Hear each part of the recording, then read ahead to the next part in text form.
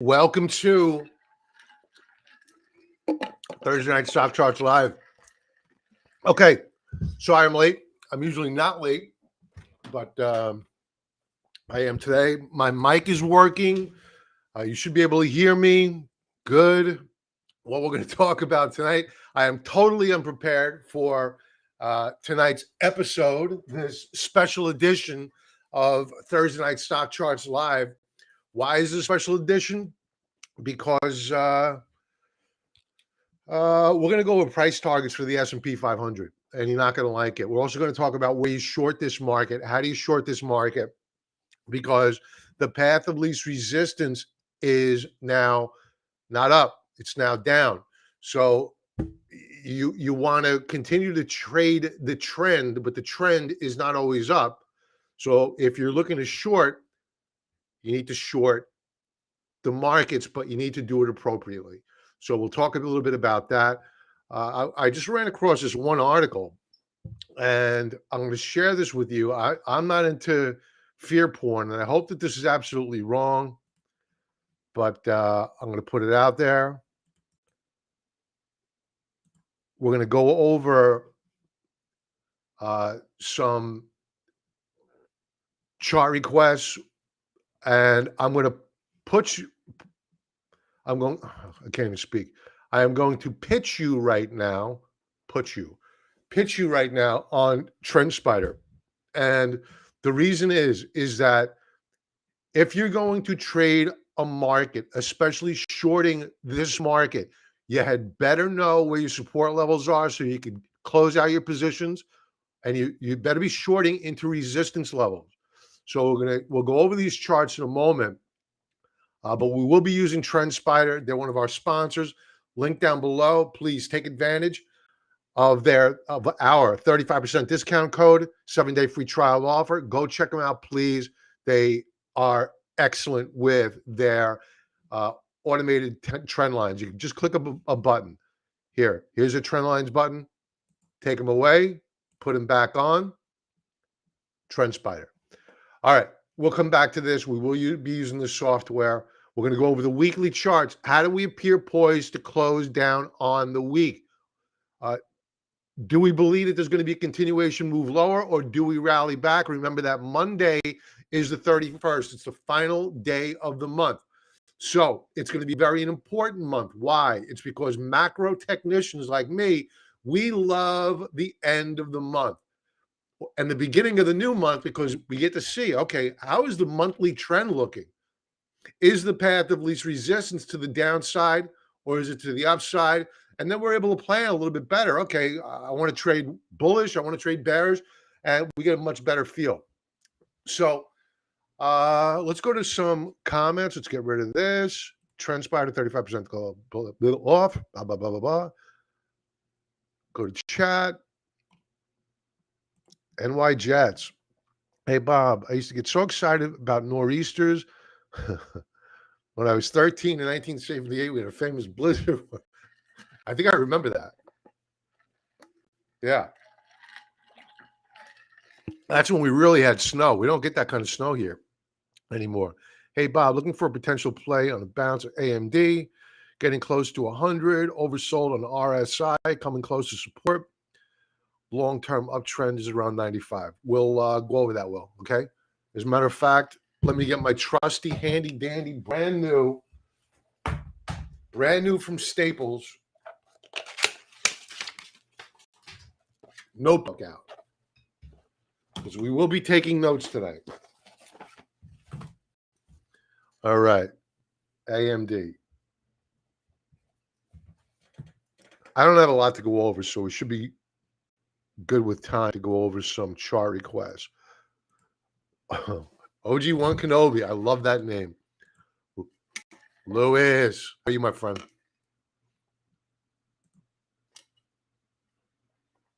Danny, hey, brother.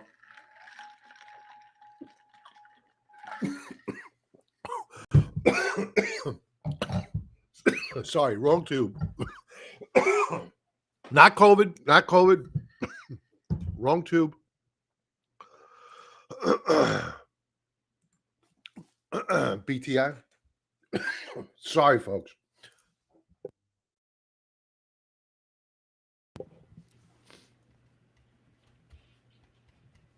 Okay. I have SPY 420 puts, 2-4 expiration, so they expire next Friday, not this Friday, next Friday. Yeah. So you have a lot of time decay built up here. You're not building up, I should say, building up.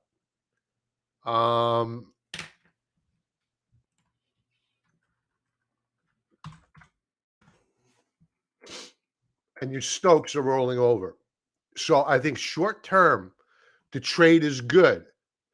The discipline is going to be to get out when there's blood in the streets.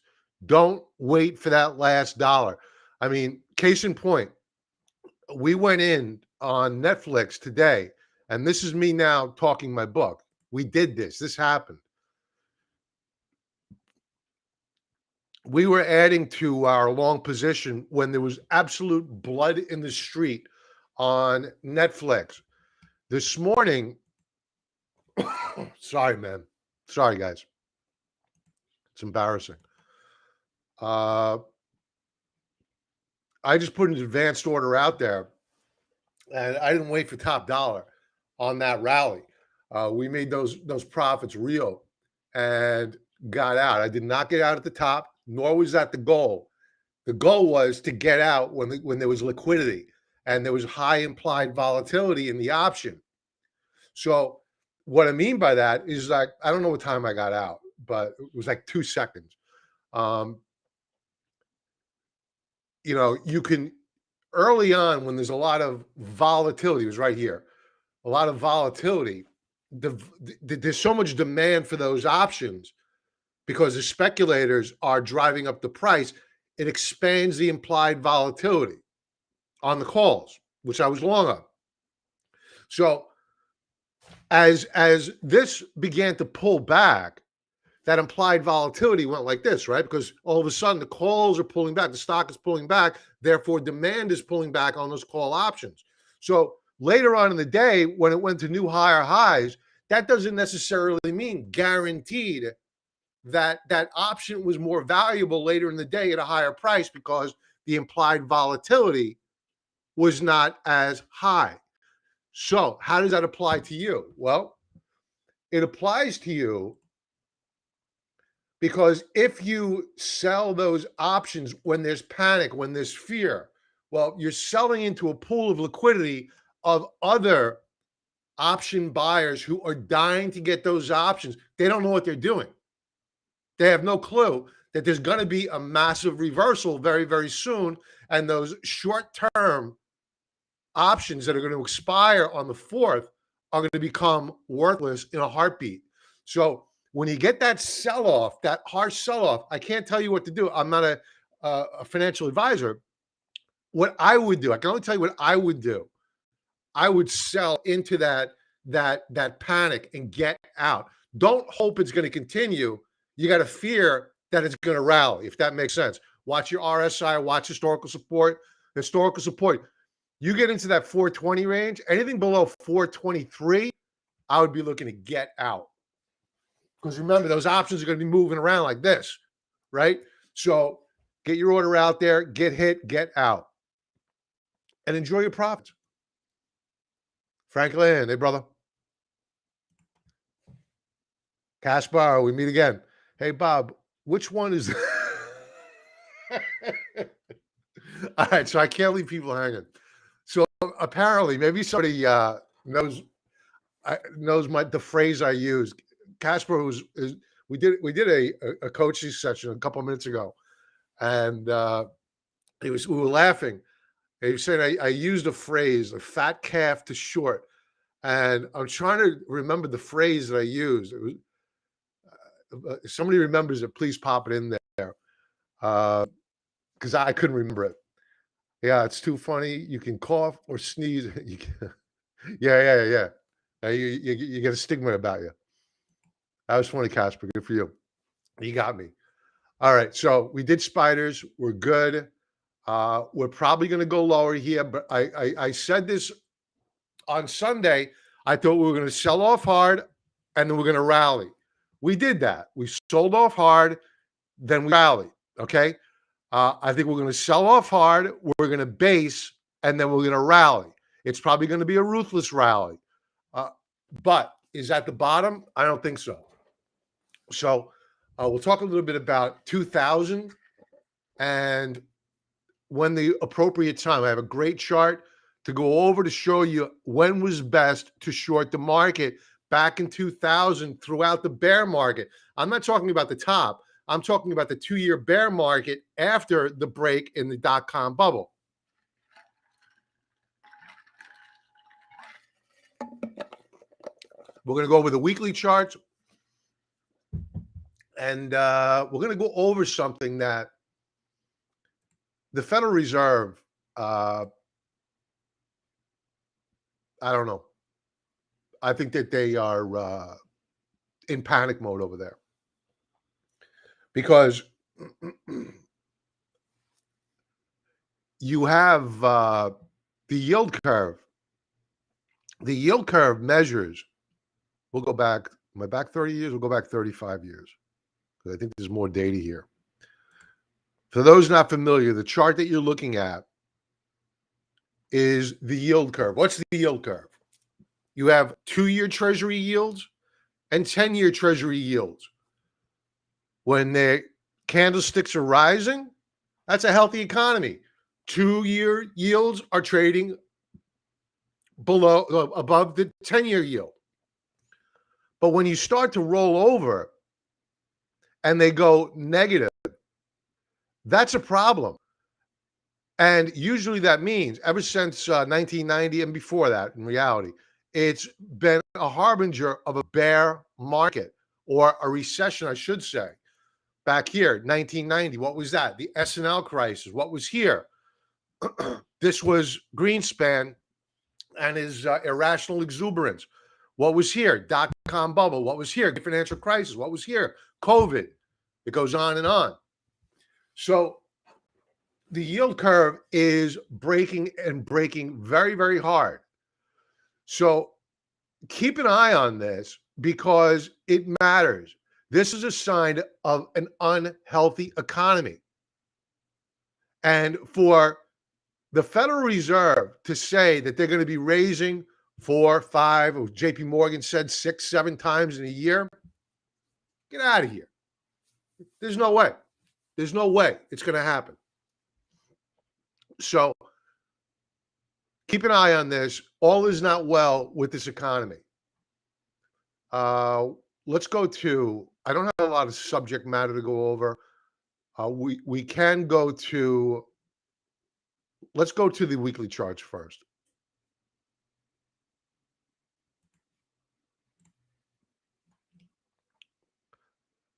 We had the FOMC rate decision. Oh, today, we have Pce inflation. This is the favorite inflation measure of the Federal Reserve coming out tomorrow. If this comes out with a miss, meaning it's not as high as expected, you're going to see stocks rip. They're going to rip. Durable goods missed by a mile today. Look at this miss. GDP beat, but that's with demand getting pulled forward. Inventories built up. The one good thing about inventories building up is that if they can't clear those inventories, they got to cut prices. So that's deflationary. A lot of sentiment. Tomorrow's going to be an interesting day. The inflation data is no doubt most important. Watch for consumer spending. If they slow down on their spending, that's going to, if you get a low PCE inflation number tomorrow and low consumer spending, that means that inflation fears and the need for the Federal Reserve to raise rates dramatically subsides. If PCE comes out hot and heavy and consumer spending is really, really strong, look out below. We're going lower. So interesting day tomorrow.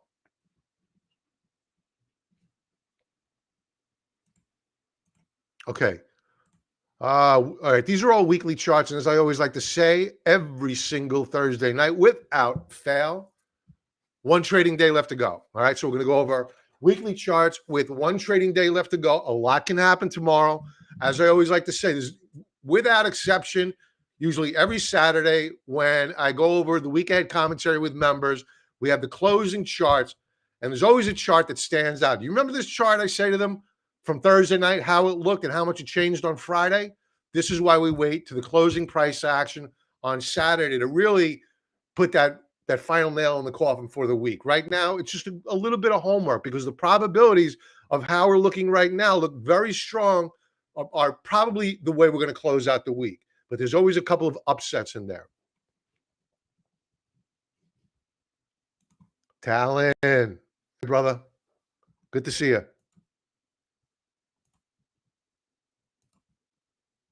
All right. So we'll kick things off with the yields. The 10-year Treasury yield.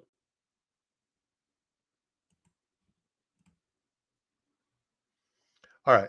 So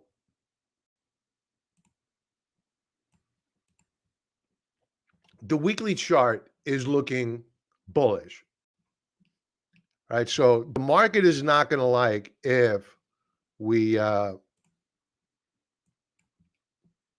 do one of these. We break out above that resistance level. It will not be wonderful.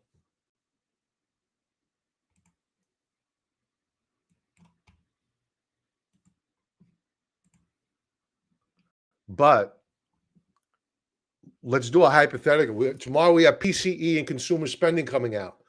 If they come in with a miss, you're probably going to see yields sell off just as they did. I'm going to come back to this chart. Just as they did today. So you had Fed Chair Powell very, very bullish yesterday on yields, trying to jawbone expectations on yields to try to drive down inflation.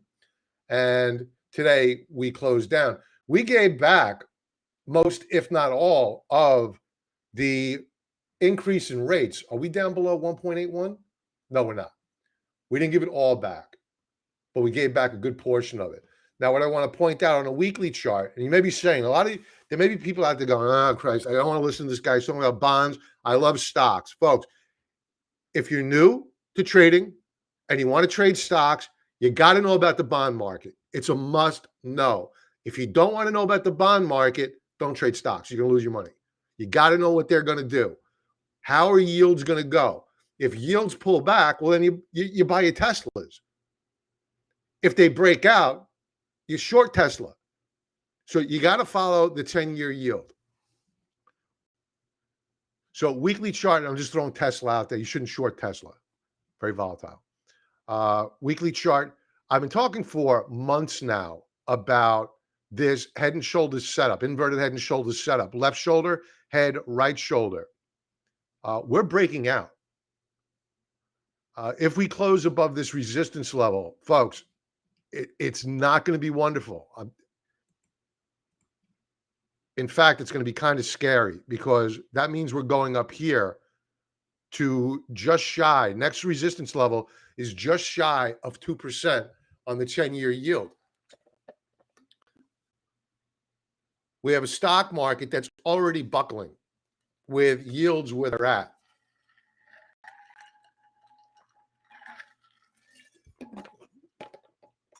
And we're going up to 1.9. Back in 2018, we went up to about 2.5%. The entire stock market rolled over. That was the taper tantrum. Now we have trillions upon trillions of dollars of more debt. And who knows what the new 2.5% is on the 10-year yield. And I'm going to talk to you about gold in a moment. We put on a more bullish bets on gold today on the weakness. They killed it today, and for the wrong reason. TLT, let's skip this. Let's skip the TLT. The tips, Treasury inflation protected securities. Tips, they're not in favor right now. People do not want tips. They believe that the Federal, here's the rationale. Here's the logic. The Federal Reserve is on the job. They're out there. They're going to raise rates. They're going to knock inflation for the loop. They care about the poor people. No, they don't. They don't care about the poor people. They care about the wealthy. You've had trillions of wealth transfers over the past couple of years, decades, since the 1970s. They only speeded it up in the past couple of years. They love the wealthy. They don't care about the poor. So what the markets believe is that rates are going up higher. Bond buyers are dumping tips. You don't need tips anymore. They're selling gold. Let's work the math a little bit. Let's go back to the 10-year yield. Right now, we are at 1.8% on the 10-year yield. Actually, I'm rereading this. We are below where the Fed announced yesterday. The resistance was at 1.81. We're at 1.81. This is the TNX, so it reads different. 1.807, just shy of resistance. Let's say that they do 4 rate hikes this year, and they take yields up to, I don't know, 2.8%. That would be the highest they have been since the taper tantrum. The stock market will be in free fall. It will be in free fall. The problem is for the Federal Reserve is that inflation, using their own numbers, is at 7% on the CPI. And that's a BS number. The real number, if you use the CPI is calculated in the late 1970s, early 1980s, when you measured inflation from back then, it would be between 13 and 15% right now. So even if they raised rates, heck, let's say they raise them by 2% this year. Okay. That's 3.8% on the 10-year yield. Inflation is at 15%. How is that fighting inflation? Real interest rates are still negative. It's not fighting inflation. So all they're trying to do right now is get ready for the midterms, trying to knock down prices, and then immediately after the election, after they have some rate hikes in their back pocket, then they're going to go in with rate cuts to try to drive the stock market back up again. So the key, your job right now is to stay liquid, because they are going to hammer this market. They're going to try to knock it for a loop. They want to take it down gradually. They're probably not going to be able to. They want to try to manage the expectations of the stock market. They want to manage They want to manage the stock market lower. That way, in the back half of the year, they come back in. They cut rates again. Inflation goes back up again. They won't believe that. They'll tell you that it's where they want it to be. Inflation will hook back up again. Gold is going to be ripping. At some point in time, people are going to get their game plan. And these bonds here, I wouldn't buy them here. They're going to look cheap. I wouldn't buy them here, though. You're going to get them at a lower price, probably. The US dollar, a hell of a week. I mean, wow. What a week. I do not want to see the US dollar close where it is right now.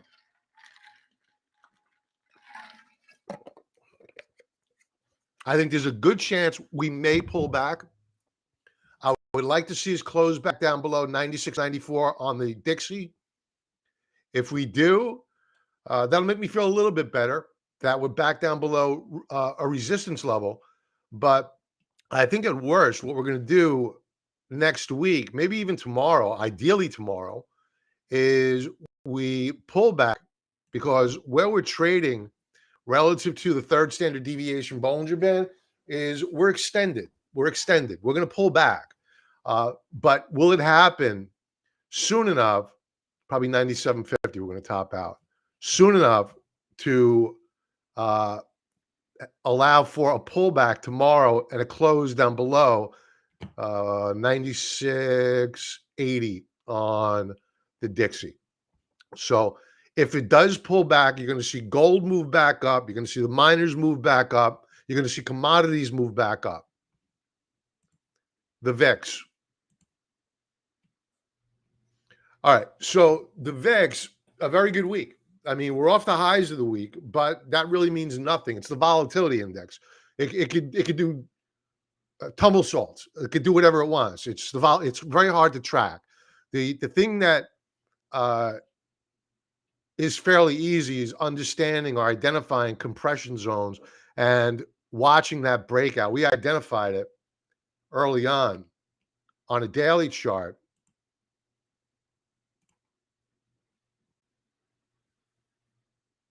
Where is it?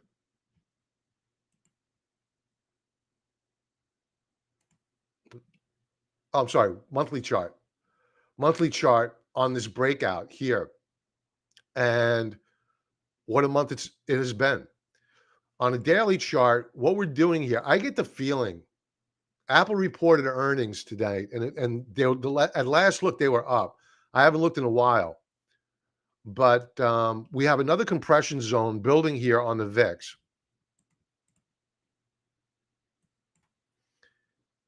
I'm going to point something out to you.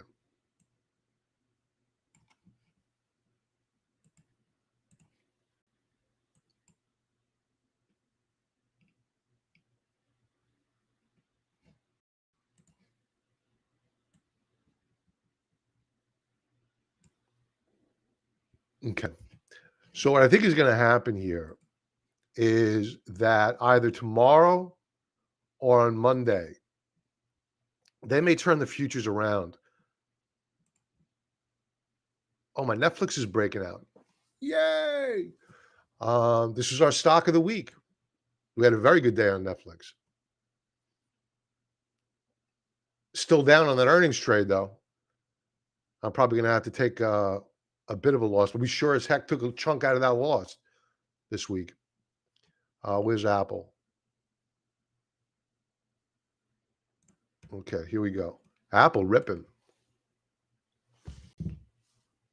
Very good. What are the futures doing? Yeah. All right. So the futures are up. So they're probably going to rally the market tomorrow. You may get a sell-off or a fade tomorrow, and then a sell-off in the morning on Monday, and then a reversal off of support. And then we'll get a more of a sustained rally in the markets because you're seeing some funds. Where is my list? We have a lot of opportunities out there that we're going to be taking advantage of. ARKQ, the ARK funds. I think that's the innovation. Is that the innovation fund? No, the automation fund. Automation fund. Bots. It's another one. BOTZ. Nvidia getting rocked. That's on our watch list. This is our watch list that we're building out, getting ready. ADP, Wipro, Flowers.com, Intuitive Surgical, Trex. These are all oversold. They're beaten to death. So those are some good stocks that we're going to be looking to trade a counter trend rally. Do I think the sell-off is over? No.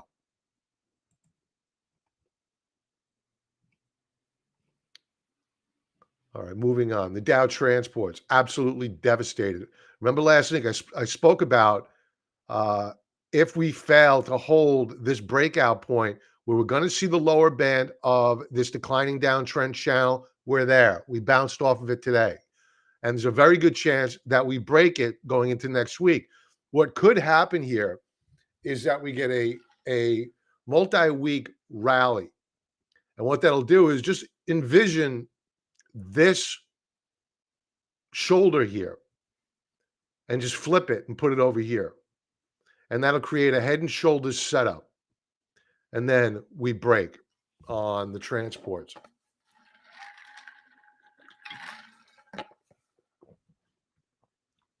See how they closed on the day.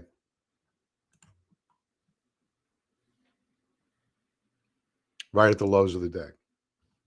Very weak. This is a tell. Remember, folks, I showed you that chart earlier about the yield curve. It's very, very important. Very, very important. All that chart is, I'll bring it back up for those that weren't watching earlier. Excuse me. All this is a snapshot of the health of the economy. When this is going down, all is not well. It's a weakening economy. When this is rising, well, the economy's on the mend. The Federal Reserve is able to tighten conditions. They're able to take money out of the system. They didn't do it. They haven't done it in a long time when they should have. And here we are now. They have no bullets left in the gun, and now we're going to pay the price.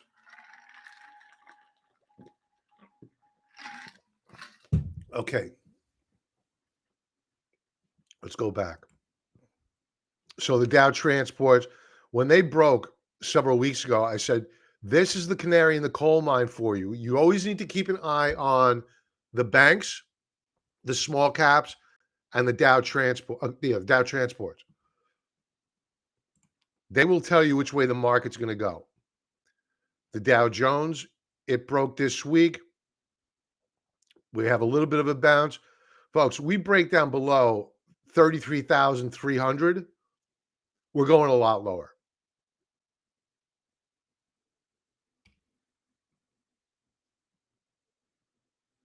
And it looks as though if the Stokes are any indication, lower highs and now lower lows, we're probably going to break. The S&P 500. You're not going to like what my price target is on the S&P 500.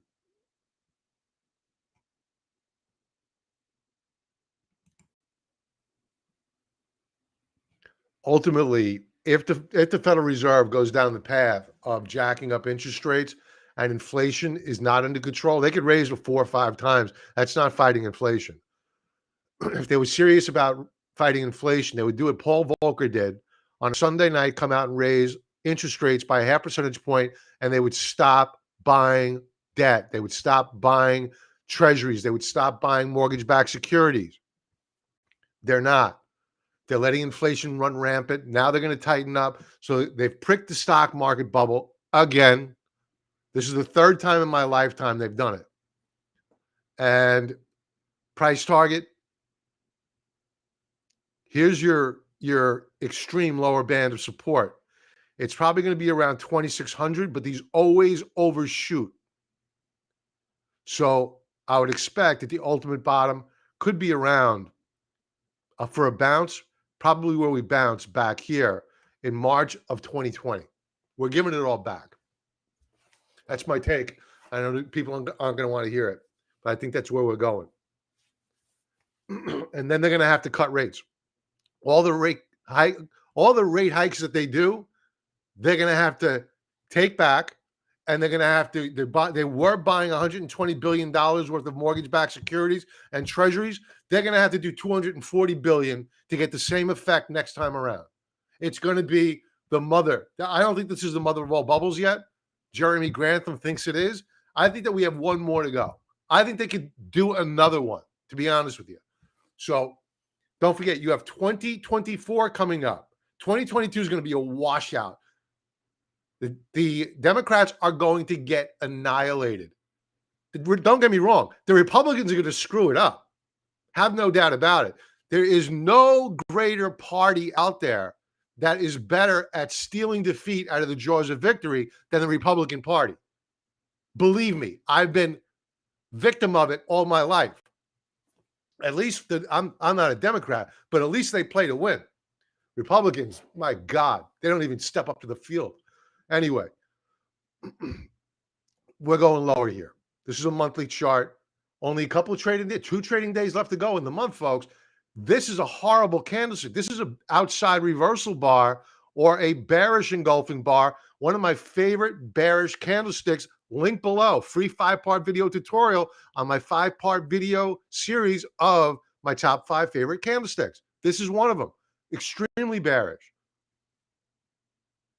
On volume. Double top, ADX green. MACD is probably going to go negative. If not next month, probably the following month. Look at the momentum, the loss of momentum.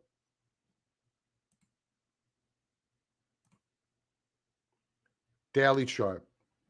We're clustering here, but here's the problem. It looks like we're bottoming, right? I don't think it's a bottom. I think they need another push lower. You need another washout.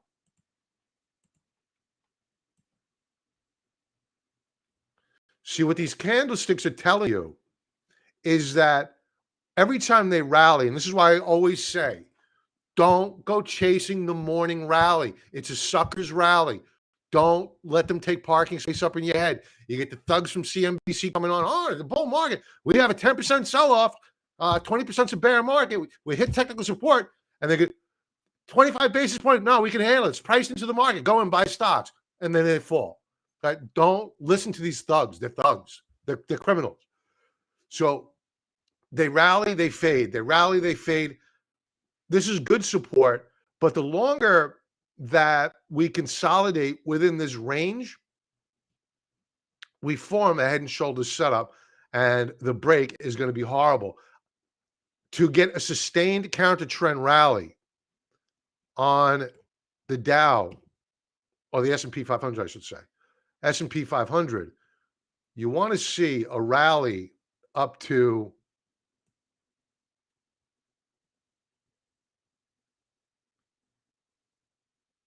this will be declining. This will change.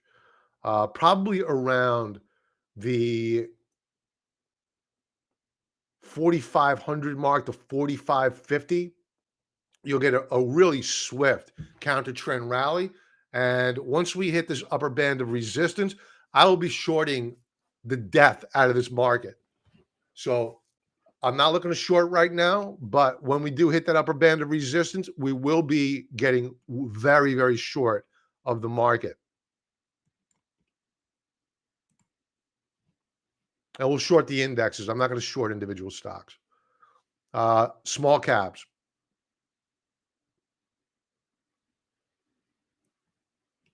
What a disaster area. Down 3% on the week. Two and a quarter, 0.75%. We're leaning down into the third standard deviation Bollinger Band. That's a bit oversold. I mean, this was the COVID sell-off, a lot of fear. There's not as much fear as COVID, unless, of course, that article I shared before becomes a reality. Then we may have problems. Rico, AMZN. You know, I went to look at Amazon as a short, and then I pulled up Walmart. Walmart looks like a better short than Amazon. I'm going to go over that chart. I'm requesting a chart for myself. Talent, I love it. Tce Canadian, hey brother. Hey Bob, thanks for sharing your knowledge with us. Oh, I love it. Thanks for being here. Don't thank me. Thank you. Thank you for being here. Smash the like button. That's all I ask. Subscribe to the channel. Hey, my favorite spammer. Can you at least type your real name in? You know what? Let's see if he responds back, and I won't block him. I'll be the first to try to make friends with a spammer. Elbow call.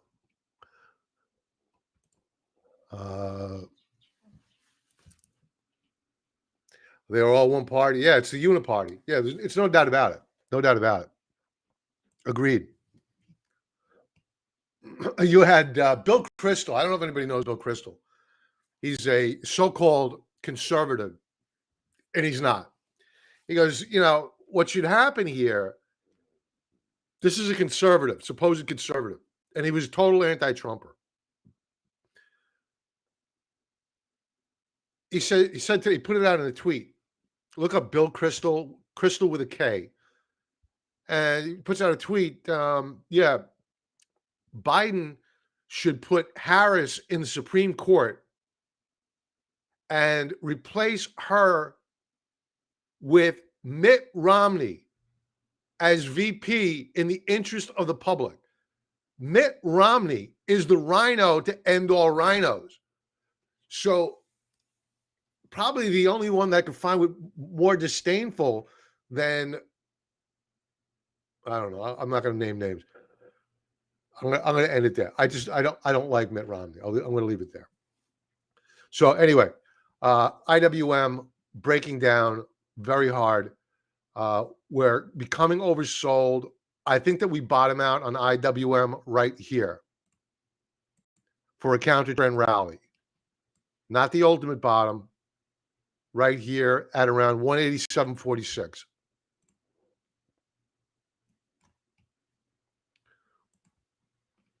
Now, ideally, you overshoot to the downside and then you flash a bullish reversal bar. What's a bullish reversal bar?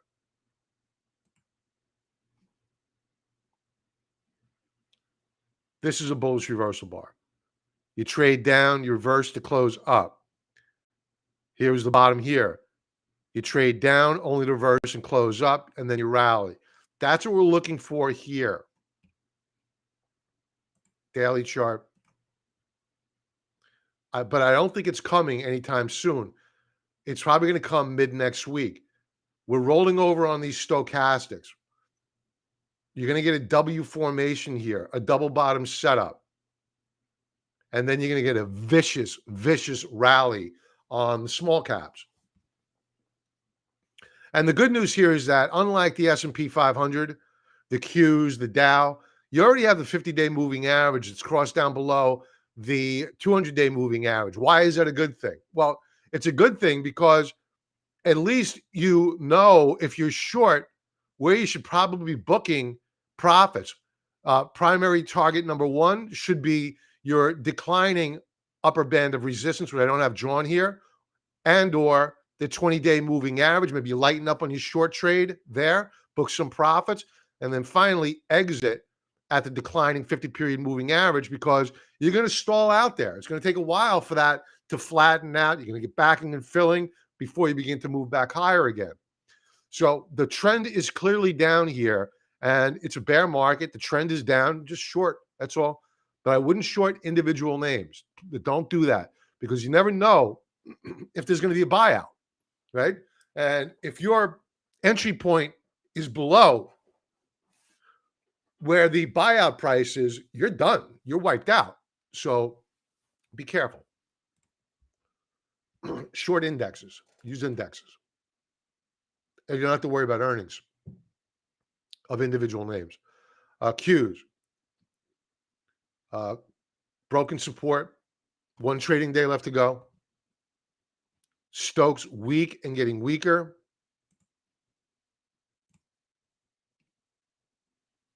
A lot of damage done here, but the way we close today is not a bottom. It could be. I don't think it is. I think you need one last push down. One last push down. Buyers will step in. I like the support level where we bottom. We may not put in a new weekly lower low. This may be the ultimate low, but I'd like to see one last push down, then a bullish reversal bar. Shorts go scrambling to cover, and then you get a rally. And it's going to be a vicious rally. The most vicious rallies happen in a bear market. Not that we're in a bear market on the Qs yet. We are most certainly in a bear market on the small caps. You look at your Neos of the world and whatnot. They've been in a bear market for a long time. Just look at the ARK funds, all of them. I mean, Kathy Woods' ARK K fund is down 38% on the month. Is it on the month? Hold on. I don't want to besmirch her. Or is it on the year? Well, it's in January. Yeah, so it's the year. 1 month.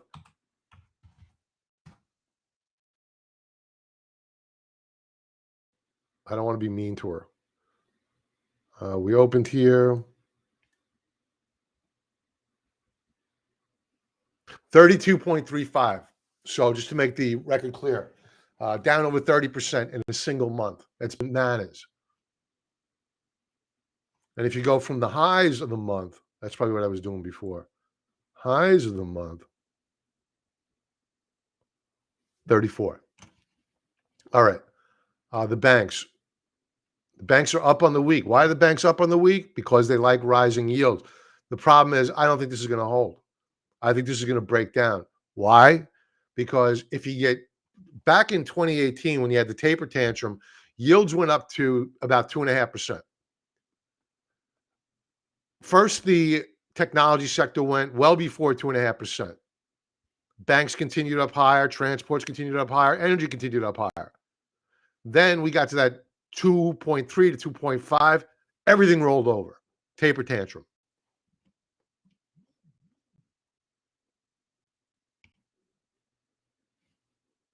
Let's go to a daily chart.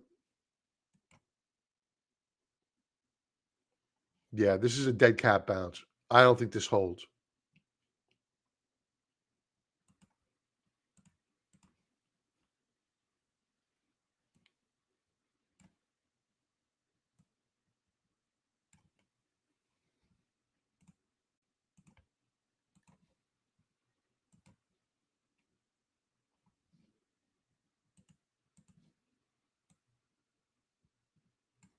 RSI. Whenever I see RSI unable to rally up and through 70, that's a tell. That's really weak price action. And look at the strength on price.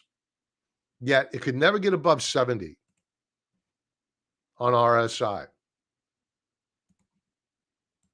Technology, weekly chart. I believe it closed up yesterday, shockingly. Down 1.91% on the week. It looks like we're liking the 50-period moving average on a weekly chart. Daily chart. Wrong chart. Yeah, not looking good here. We had that pop.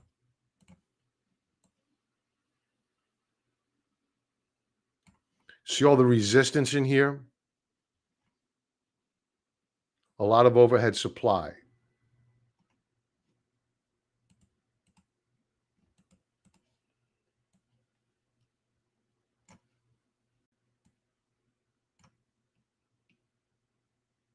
Volume is very heavy. So you still have institutional distribution.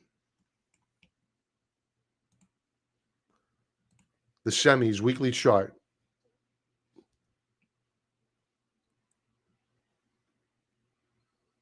Broke support. One trading day left to go. The semis have broken support. My favorite, Nvidia, absolutely annihilated, down 6% on the week. I mean, this is on my watch list. Last one, Nvidia. Love Nvidia. All right, back to the semis daily chart.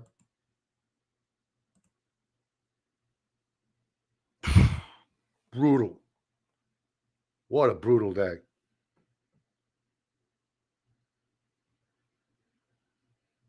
You see how they rally back, folks? You have your bullish reversal bar. People get excited. They chase the stock market. What they're not paying attention to are these people back here.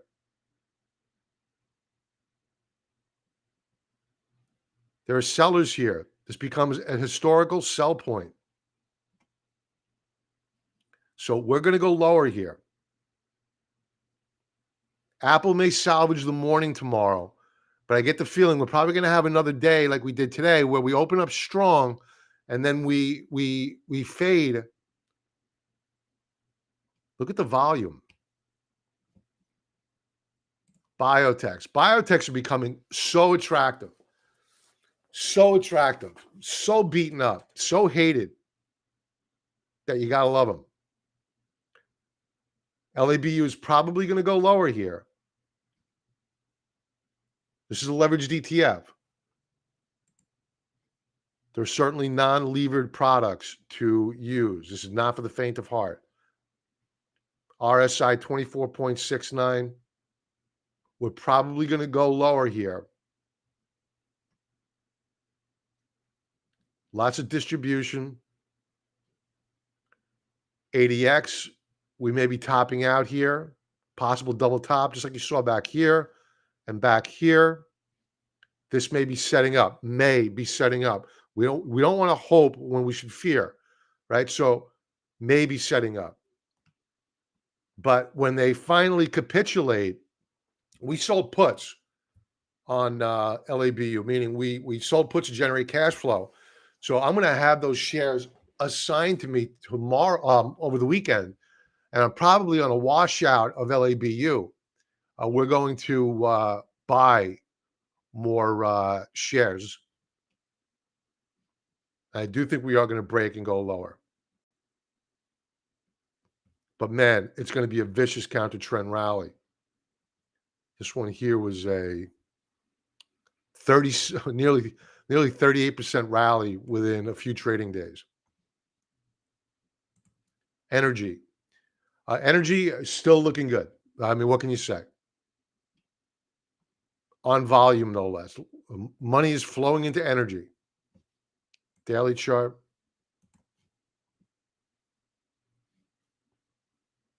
But we are seeing topping action, folks, just as we saw back here. Very similar price action. I would not initiate a new trade here, and were I long, I'd be using a trailing stop loss order.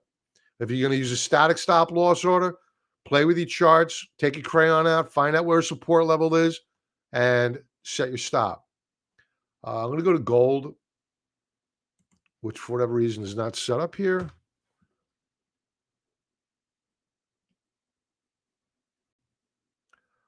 All right, so gold, we're back down on the month, but we did put in a new monthly higher high after breaking out last month. This is a big cup with handle, and then you have a continuation bull flag setup that we have broken out of. RSI meeting resistance, Stokes meeting resistance. Weekly chart. Big bearish reversal bar. I do not want to see gold close down below 1800. We closed at 1795. It's really important that gold shows now that it has the ability, that it's gotten rid of enough sellers that it can hold 1800. 1800 is critical psychological support for gold. But if we manage to break out to new monthly higher highs, this is going to rip. That's going to rip.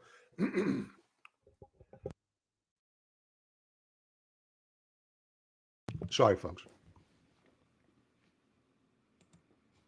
So why is gold doing what it's doing right now? We have so much inflation.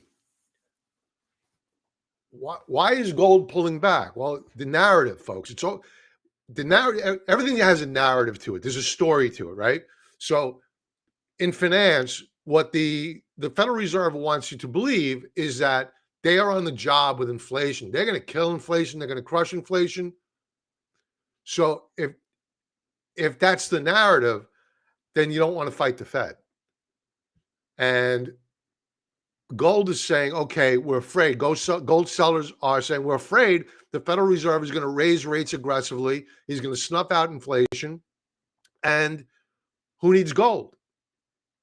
The dollar's going to rally. What they're not taking into consideration is that in real terms, even if you raised 2 percentage points, that would take the 10-year yield up to 3.8%, rounded up to 4.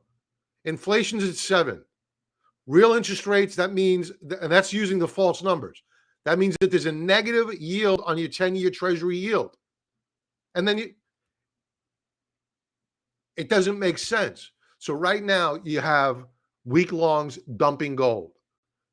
Me today, we were selling puts. Well, I put a hedge onto the long side, but we were selling puts on NUGT.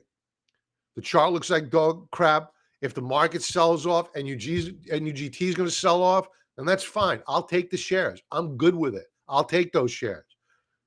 We're in a trading range. We're at the lows of the trading range. We'll take the shares.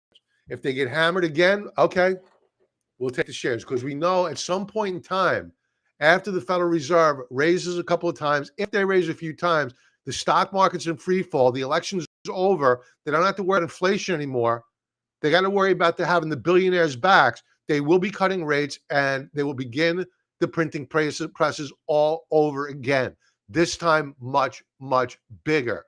And at some point in time, when the market's in free fall, gold buyers are going to realize, hey, man, the only way to stop this sell-off is for the Federal Reserve to cut rates. So right now it's a reaction to a narrative. Let's do some chart requests and call it a night. We'll be using our friends over at TrendSpider. Folks, 35% discount code below. Use them. Use their automated trend lines. I like to do them manually. I'll do them manually on my other software. I'll do them manually on TrendSpider as well. But there's always a time where I'll draw my manual trend lines. I'll take the automated off. I'll draw my manual trend lines, and I'll see whether or not I missed something after I draw my manuals. And a lot of times, especially on the monthly charts and on the weekly charts, it picks up something I missed. So let's get to it. We're going to kick it off with Netflix. The reason being is that Netflix was our trade of the week on Sunday night. You had to have, and I know a number of my members, let's get this off, stuck it out, had, pardon my French here, had balls of steel holding on and buying with RSI below 11 at a low of 9.05 on Netflix. Unheard of for an S&P 500 stock. So we went into the week hurting. We went into the week even further hurting more on Monday. But with today's rally, and we bought common stock and call options right near the lows, and we rallied back, and a lot of the hurt that was given to us, not all of it by any stretch of the imagination, a lot of that hurt was taken away, and we're sitting a lot prettier tonight than we were on Sunday night. So ideally what we get is, with 2 trading days left in the month, we get a continuation rally and a close above the support level in green. I want to, it says 397. I want to say 400. I want to see a 4. So that's what we're looking for on Netflix. A continuation move lower on a after hours look. Apple earnings popping. Where's my Apple chart?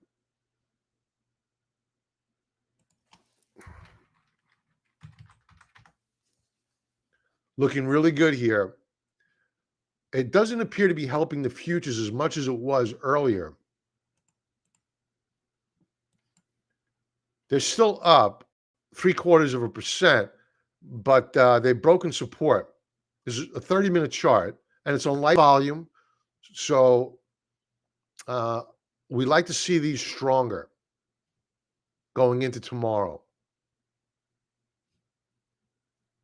And Netflix, after hours, yeah, it broke out. Now it's starting to break back down again. So we need the NASDAQ futures to come to life tomorrow morning, just as they did today. All right. Weekly chart.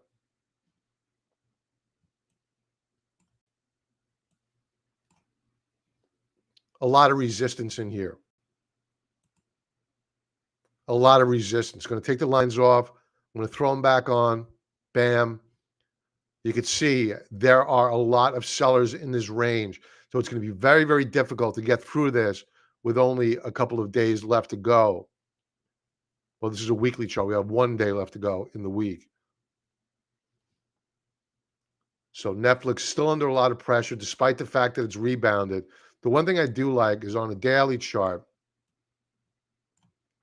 is that we did recapture a support level. We were rejected at 2 others, though, resistance levels. Let's go on to AMD.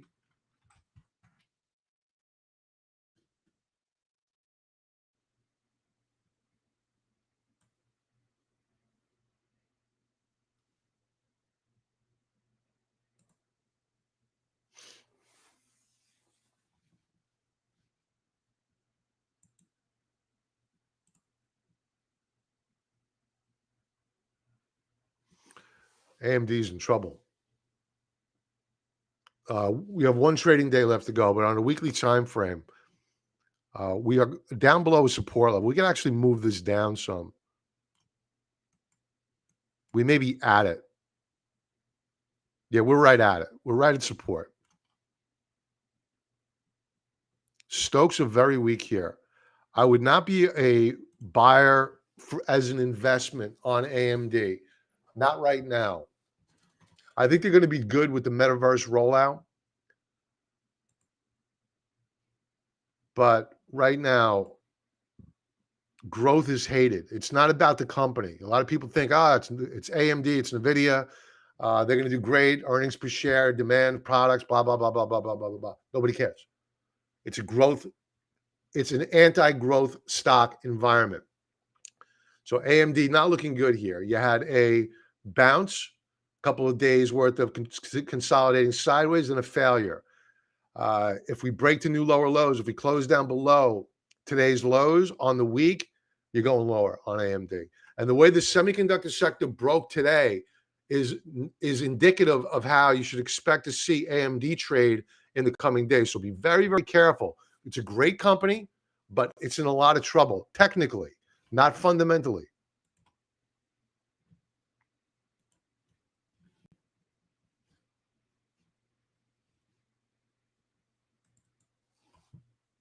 BTI.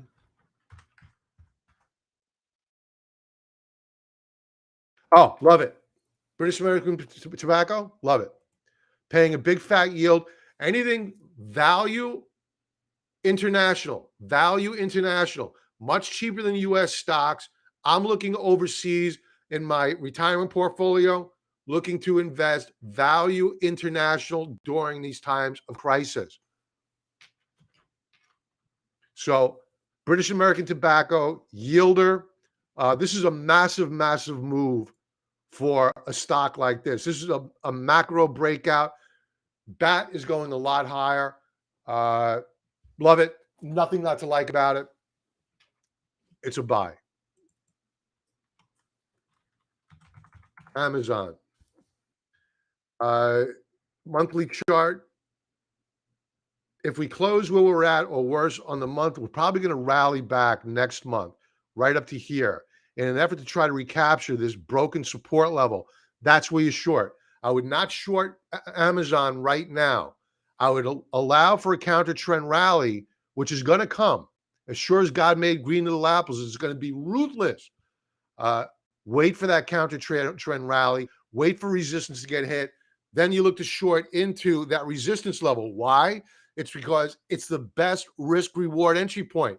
Because if it closes above that resistance level, well, that could be a breakout on the stock and you don't want to be short. So if you short at that price point and it closes above it, well, okay, you lose a couple of bucks. But if you try to short this as a momentum trade, you better be pretty darn nimble and get out when the time is right. So if you fall asleep at the switch and you get a counter trend rally, it could rip your face off. So be careful.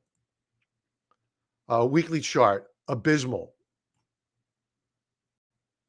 Actually, I'm sorry. I didn't see this candlestick here. I'm looking at last week's. So just as I pointed out on the monthly chart,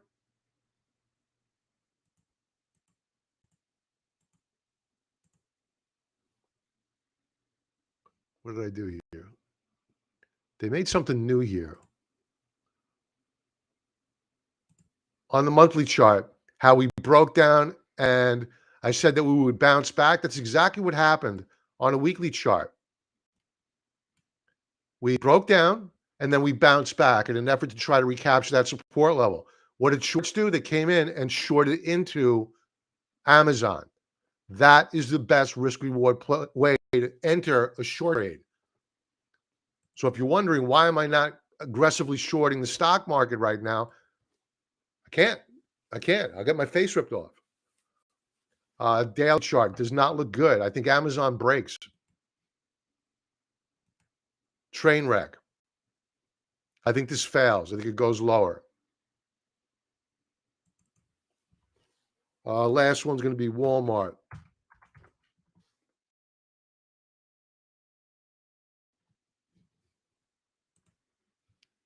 Actually, I see Joseph Gardner on requesting one. I'll leave it off with Joseph.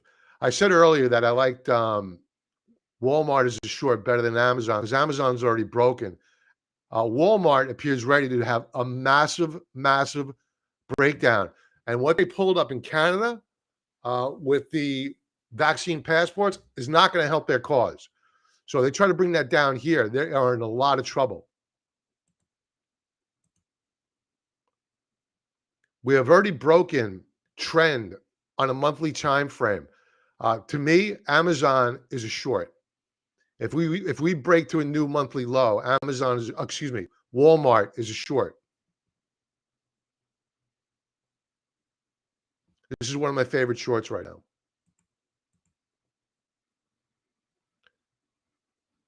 Look at this daily chart. They try to rally it. What happens? They sell into it. Right? We broke down yesterday. We broke down 2 days ago. They tried to rally it back, reject it, rally it back, reject. This is breaking. Walmart's breaking. So I'm going to probably look to short Walmart very, very soon. We'll leave it off with Franklin. Another great fight. Thank you, Franklin. Have a great night, my friend. Was that a blow off on the dollar today? I don't know yet. We have to really wait until the weekly chart closes. We'll have a better feel. If it closes where it's at, or even slightly lower or higher, the dollar's going higher. If it fades tomorrow, the dollar is just on pause. It hasn't broken yet. It's not that oversold where we would say it's a blow off top. Relative to the third standard deviation Bollinger Band, it's extended. RSI is not overbought yet. It can go higher. And that's my only concern with the gold stocks. And that's why I'm selling puts, not going right in and buying the stock, is that if the dollar continues up higher, gold stocks are going to get pummeled. So I'd rather sell puts and discount my basis cost on the share price if assigned to me. Or I could just roll out if they're in the money on the expiration day. So the dollar is not broken yet. Long story short, let's go to Berry. This is, I believe, is a petroleum play, a very good company, I believe.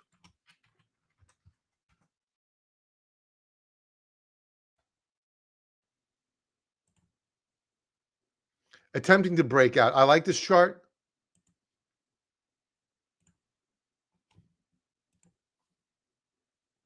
Guys, but take care, my friend.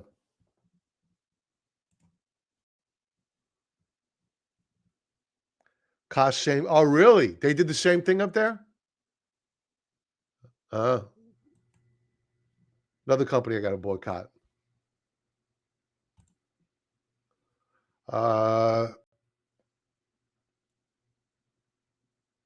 Okay. So we have a lot of resistance up here. You got to wait for the breakout. I think that your all clear signal is a breakout and a close above so it's a little bit too high. 1069, 70 per share. But otherwise, it's looking okay. The daily chart struggling a little bit. You're putting in lower highs and lower lows, but it may just be a consolidation. Wait for that breakout. And I think it's probably going to come.